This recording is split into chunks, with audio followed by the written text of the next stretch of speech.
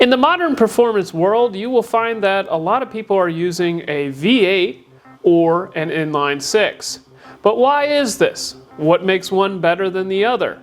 Today, we aim to answer that question. To do our demonstration for today, we are going to use what you see here, which is a Vortec 4200 and a Generation 5 GM LT1 engine.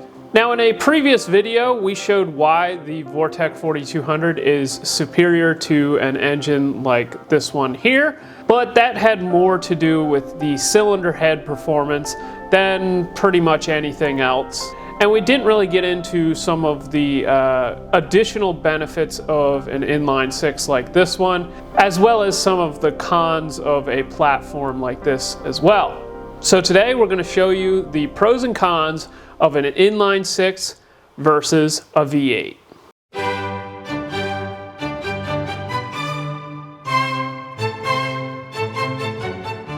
So let's start off with the basics. An inline six is just like it sounds. It is a collection of 6 cylinders, all in a straight line.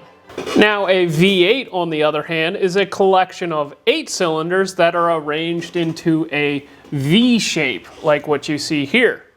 Now, on a V8, you will pretty much only ever see a 90-degree bank angle, and that means the angle between the 2 cylinder banks is 90 degrees. Now, I'm sure somebody is going to go down in the comments and find some weird engine that was made that doesn't have a 90-degree bank angle, but for the most part, this is what you're going to see. The reason for that is it is required to have a 90-degree angle between the 2 cylinders in order to get an even firing order and reduce the vibrations of the engine. Now, because of the geometry of the 2 engines, you'll find that the inline 6-cylinder is rather long and rather tall because the cylinders are sticking straight up. But the V8, on the other hand, is both a little shorter lengthwise and a little shorter height-wise, but it is quite a bit wider in the width dimension.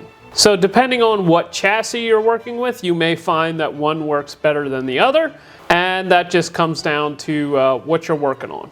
Moving on, let's talk about the blocks of the engine. Now, the block on a V8 shares quite a bit of mass between the cylinders, so you are able to get an 8-cylinder engine with about the same amount of mass as what you have with an inline 6.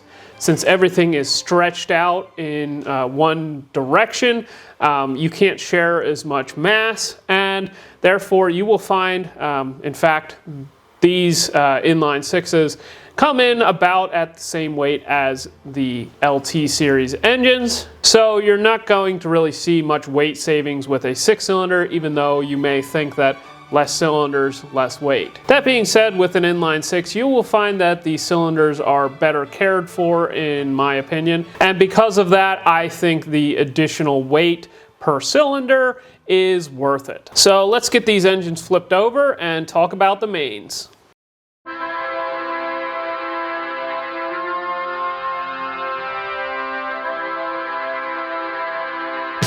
So moving on to the bottom end of the engine, you will find that the inline 6 has quite a few advantages over the V8, but also a few disadvantages. So let's start off with the main caps on this engine. Now, first off, you're going to notice that there are only 2 fasteners per main cap on the inline 6 versus the V8 has 4 fasteners pointing down and then 2 fasteners coming in from the side, a total of a 6-bolt main. The reason that the inline 6 can get away with only 2 fasteners instead of 6 is because all of the forces are in the vertical dimension. That means that all of the forces from the cylinders are going straight down because the cylinders are straight up and down. Therefore, your main bolts will only be in tension, and bolts do a particularly good job when they are in tension. With the V8, on the other hand, you have cylinders that are coming from side to side. So they're constantly putting a side load on the main cap, and you need to get more clamping force on your main cap to keep it from moving around side to side. This is why on a lot of high performance engines you will see a splayed main cap, where they actually try to align some of the bolts for the cap to be in the same direction as what the cylinders are, in order to help retain the main cap in the side-to-side dimension. Now, the other thing the 6-cylinder has going for it is it only has to retain one cylinder between two main caps, whereas the V8 is retaining the forces from two cylinders between each main cap. Because of this, you have less load on each main cap and you don't need as many fasteners. Now the LT1 here, you can see it deals with the side-to-side forces very well from the factory, but not all V8s are like that. In fact, if you get V8s from the 60s, you'll find that a lot of them only have a 2-bolt main. And this is where the old adage of, 4-bolt main with the 3/4 race cam, this is why people were so fixated on that 4-bolt main. If you have a lot of side-to-side forces, you got to have the clamping force to back it up. And inline sixes like this are definitely superior to the way that the V8 is arranged. So let's move on to the crankshaft. The crankshaft on an inline six you will find is almost always longer than what you will find on a V8. And because of that, you will run into vibration issues with the inline six at a lower RPM than what you will run into them on a V8. The reason for this is the length of the crankshaft is going to be related to where the natural frequencies of the crankshaft are pretty heavily. If you've ever seen those old videos of the bridges that are shaking themselves apart from the wind blowing across them, you will have seen a demonstration of something hitting its natural frequency in action. Now, with an engine, instead of the wind, you have cylinders that are firing at a certain frequency, and every time one of those puts a input into the crankshaft, it sends a shock wave down the crankshaft. Now, as the engine goes through different speeds and that kind of stuff, you may find spots where at certain engine speeds, those shock waves will sort of cancel each other out, and other engine speeds where they will start to add to one another. Think about when you were jumping on the trampoline as a kid and you perfectly timed jumping next to your friend who is jumping next to you, and they went twice as high. The same concept applies here, but it's happening at a really fast rotational speed, and if you're not careful, the crankshaft will want to shake itself to death and break parts. As the length of a crankshaft increases, the natural frequencies will occur at a lower RPM. Now, with this particular engine here, the Vortec 4200, they typically have some vibration issues around 6,500 RPM. The V8s, on the other hand, I don't even know if anybody has found that natural frequency, but with both engines, you can overcome this with a good, high-quality harmonic damper, which is what we do on the inline sixes. And we use a damper that is tuned to dampen vibrations right around that 6,500 RPM region. So it's not really a huge deal. With 2JZs and some of the smaller inline sixes, these natural frequencies aren't as much of a big deal. So you can spin them to 10,000 RPMs or more and not really have to worry about it. Now, the reason that this is so important is because we want to spin these engines, both of them, at as much RPM as possible, at least in a performance application. And the fact that we have more difficulty spinning the inline six is kind of a big deal.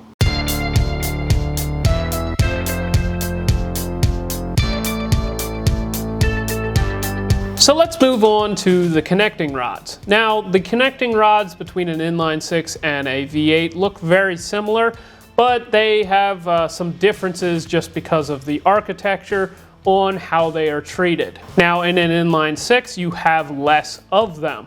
So to get to the higher performance levels, you will find that to make the same amount of horsepower with less cylinders requires more horsepower per connecting rod. And because of that, you are going to not be able to make as much horsepower because you will run out of connecting rod strength at some point. Another way that a connecting rod can fail is you can spin a rod bearing, and this will result in massive oil pressure loss, and you will keep spinning bearings until the engine locks up. On an inline 6, you will find that the way that the connecting rod bearings are supplied with oil is far superior to what you find on a V8. So the way that a connecting rod gets oil in a 7-main inline 6 is oil gets fed to each main cap from the oil gallery, and then it will feed oil, the excess oil from that main, down to each rod bearing. But with the 7-main bearing engine, you will see that one main cap feeds one rod bearing, and then the next main cap feeds the next one feeds the next one, and so on. And what is so superior to this is one main cap is feeding one rod bearing. On the V8, on the other hand, you will find that the majority of your main caps have to feed 2 rod bearings. This first one is an exception. It only has to feed 1 rod bearing down here. But as we move back, you'll see that this main bearing right here has to feed 2 rod bearings. This one here and this one down here. Now, because of this, your rods are not being treated as well. They have to survive with a little bit less oil supply. But you will also run into issues where you have like a cascading failure, where let's say you spin this center main bearing, you're likely going to spin the 2 rod bearings that this main bearing has to supply, just because you now have a massive oil leak here, and that is going to cause bearing trouble on the 2 rods that are supplied by it. Also, with the rod bearings, you will see that 2 rods are on the same crank throw. So a lot of times if you spin the rod bearing on the one crank throw, it will take out the one next to it as well. And if we go from anecdotal evidence, my dad and I have run a lot of LS stuff, and we've run a lot of inline 6 4200 stuff. And we have seen way more bearing failures with a LS series engine. In fact, we've never seen a bearing failure with a 4200 other than a thrust bearing, but that was more of the transmission's fault than anything else. Now, if we move on briefly to the pistons, you're going to find the same thing with the connecting rods as far as loading. There are less of them, so they have to hold more cylinder pressure, and therefore you will find that the pistons on the inline 6 will fail at a lower power level than what you will find on a V8.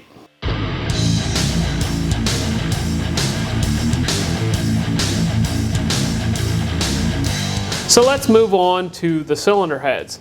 In a pushrod application, there aren't too many benefits to one or the other, but in a dual overhead application like with this inline 6 here, you will see some pretty massive benefits on the inline 6 side, which I think are worth talking about. Now, in my opinion, dual overhead cam is far superior to a pushrod engine like what you see on this V8 here, but they both have their place. But if you gave me the choice between building an engine with dual overhead cams or a pushrod, I would choose the dual overhead cam every single time. So let's talk about it. With a V8, you have 2 banks of cylinders. And that means that to get 2 cams over every single cylinder, you are going to have 4 camshafts in the engine.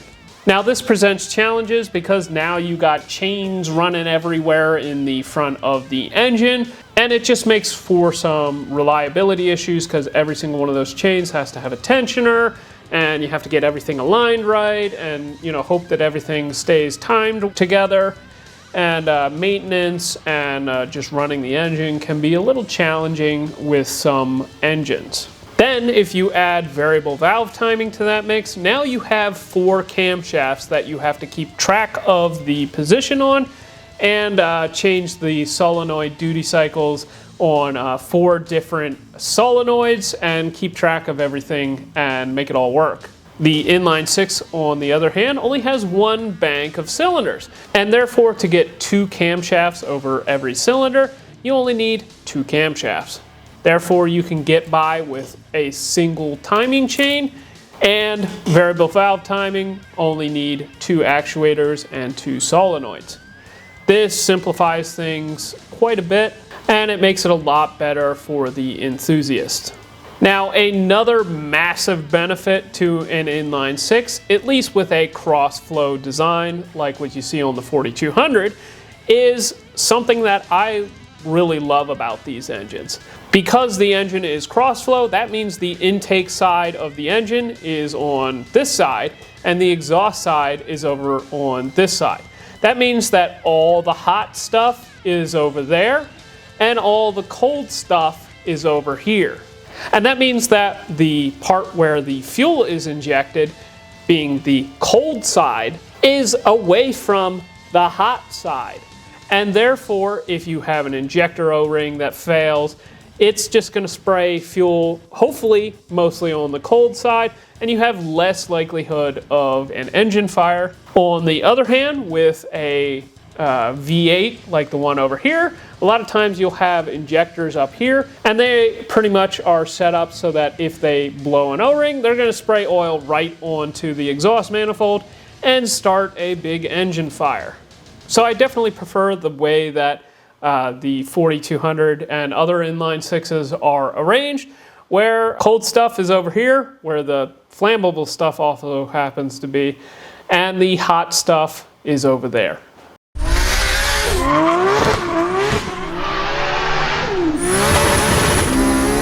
So now that we've talked about the advantages and disadvantages, there's one last thing that I want to talk about, and that is the sound. Now, everybody has their preferences on how an engine sounds, and I have certainly heard your opinions very loudly in our 180-degree header video, which you can see linked up here. But for me, I prefer the sound of an inline 6 very, very much over the sound of a V8.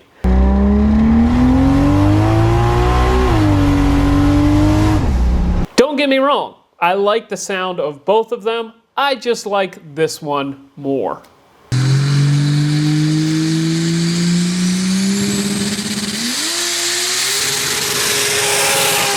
And for that reason, I am definitely more of an inline 6 guy, but I also have a lot of love for the V8s out there as well.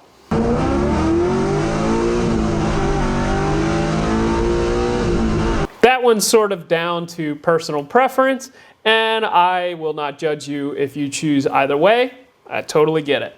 Alright, so in conclusion, we have the V8, which will get more cylinders into a more compact and lighter package, which usually means that you can make more horsepower, just because your connecting rods and pistons will experience less load per cylinder.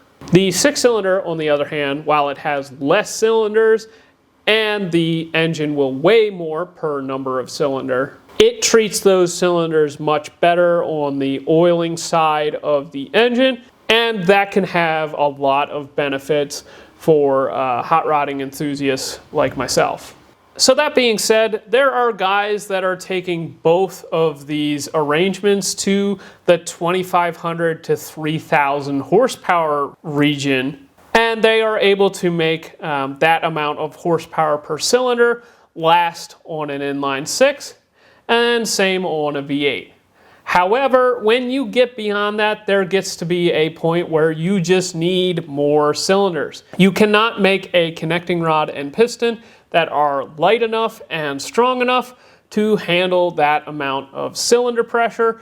And this is where the V8 will sort of walk away with the competition. But for the 4 of you that are out there that applies to, good luck. So with that, make sure that you like, comment, and subscribe. Consider buying a t-shirt, and we will see you in the next one.